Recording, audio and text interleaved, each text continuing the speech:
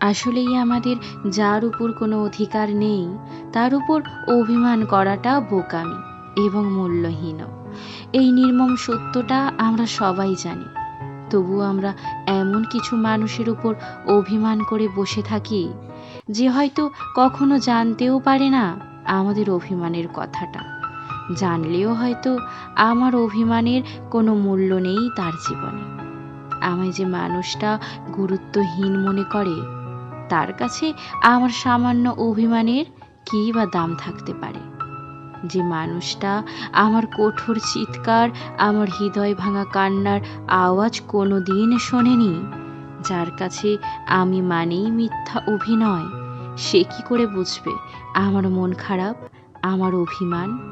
সে অন্য কারো বুকে মাথা গুঁজে সুখ খোঁজে, আর আমার কষ্টে বালিশ ভেজে। আমার চোখের অশ্রুধারা যার কাছে মিথ্যা, সে কি কখনো আমায় ভালোবাসবে? না, বাসেনি এবং বাসবেও না। কয়েকটা বছর শুধু ভালোবাসি বলে ভালোবাসার অভিনয় করেছে মাত্র। অথচ আমি মানুষটার উপর নিভৃতে এক আকাশ অভিমান জমিয়ে গেছি।